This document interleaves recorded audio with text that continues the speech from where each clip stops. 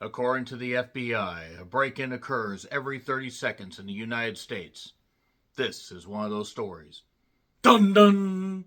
Invader is currently streaming on Shudder. It was written and directed by Michael Keating, who has done films like Carnage Park, Darling, which is a terrific, stylish horror movie that you need to check out, and also Off Season, another Shudder original that I remember actually really enjoying. And this is a stripped down home invasion film that basically deals with a woman named Anna, played by the very, very pretty Ruby Vallejo, who basically is looking for her sister in Chicago. Could be the north side, could be the south side. Here we are now going to the north side. As she looks for her cousin, her panic is on the rise. Rise at night, yes, we rise all day, and she must save her cousin before the day is, well, you know what, I didn't really have an end to that bit, but the whole point is, this is a 68-minute home invasion movie that basically is stripped down, has a lot of guerrilla-style, camera work, very shaky cam. In fact, I wouldn't recommend watching this if you suffer from motion sickness, because it might actually kind of make you a little bit nauseous. But basically, Anna is looking for her cousin and ends up finding way more than she could have ever planned to find. She gets a little bit of help, but really it is just balls to the wall, bam, bam, bam, bam, bam. It doesn't slow down, and I will say it wasn't dull. I'll give it that much. There's a bit of unpleasantness in the movie. And Michael Keating certainly doesn't pull any punches as far as certain things that go on, but he manages to actually make a nice, tight movie that really works. It actually really does work. There's not a ton to spoil in this, but I thought that Ruby did a fine job as Anna. And sure, this movie maybe could have done with a little bit of explanation, but the lack of explanation actually helps this flick. Sometimes you need, maybe not things explained, but a little bit more character development, a little, heavier story. Nope. Don't really need that here, because Michael understands how to keep the pace up, how to have characters make, yes, what could be deemed as stupid decisions, but also kind of make sense in the moment, because what would you do in this particular situation? So it is on Shudder if you want to check it out. 68 minutes, few unpleasant moments, but actually I found this to be pretty goddamn good. Is it a great film? I mean, your mileage may vary, but Michael Keating certainly proves himself as quite the adept filmmaker. That being said, I'm going to get into spoilers. Mild spoilers as they are. 3, 2, 1, spoilers. So, Anna basically ends up arriving in Chicago, but before that, we see Extreme Home Destruction Makeover, where basically, whoever this guy, Invader, Joe Swanberg, he was in Your Next. I believe he played the character Drake, and he was in VHS, the first one. And you'll recognize him if you look up his IMDb page. By the way, I'm not going to go over his entire filmography. But he's destroying the goddamn, place with a sledgehammer. Why don't you call my name?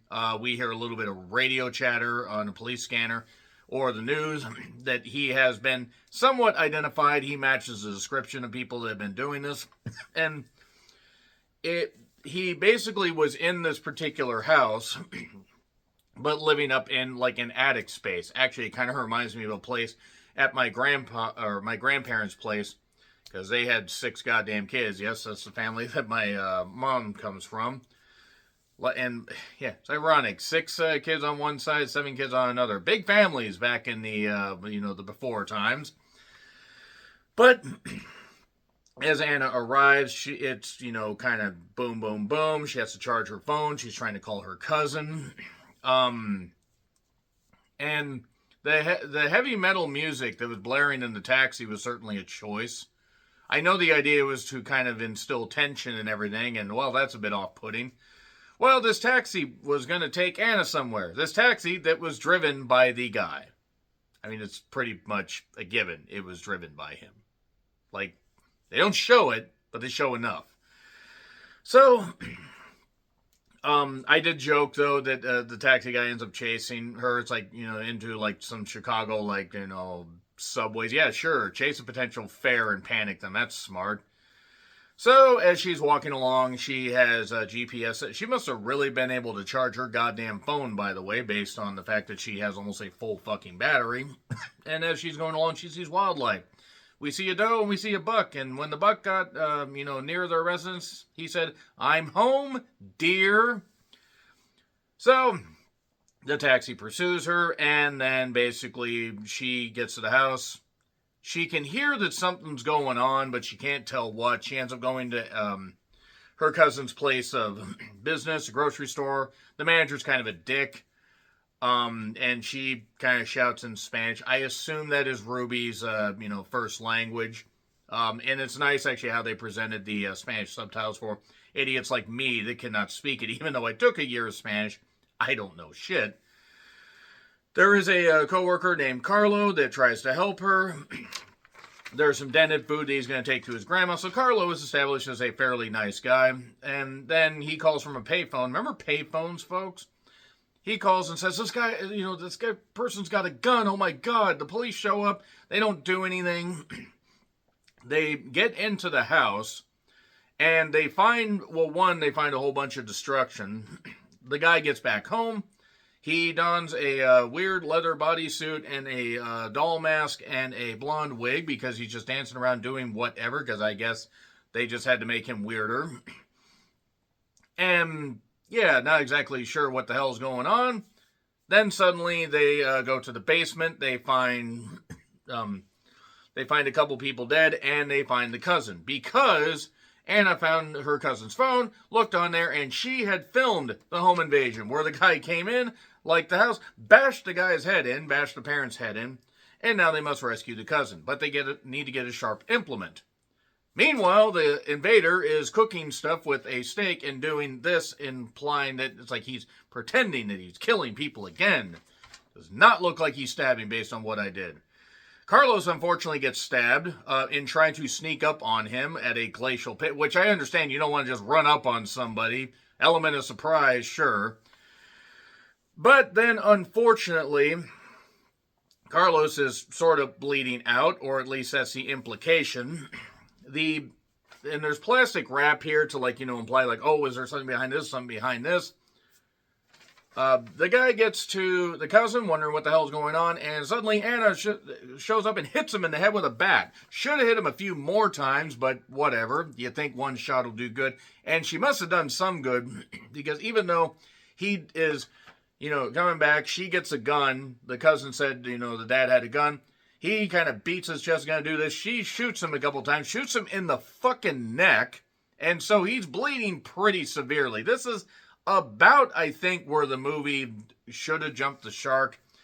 But somehow he manages to escape, even though the police show up, because the cousin ran off to call the police.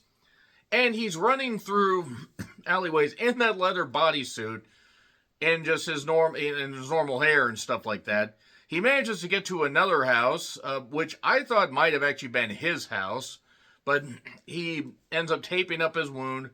And then one police officer shows up. There's this neat little shot of him opening up a closet while there's a mirror right there, so it looks like there's two police. But unfortunately, the invader did not take the advice of stinging the police. He stood so close to them, and he ends up, attacking the police officer, beating him, stomping his head, that kind of stuff. He's done. So he puts on the police uniform. He tries to steal a car. That doesn't work. The guy fights him off. And then we get a bunch of gunshots. The thing is that the guy that attacked that guy, or the invader, was black. So I'm not sure if they were shooting at the invader or shooting at the guy. I mean, I'm just saying, we only hear the gunshots. We don't actually see where the gunshots are going. And the guy runs away. And that's where the movie ends. Sometimes the bad guys are bleeding out and trying to run away, I guess is how the phrase goes.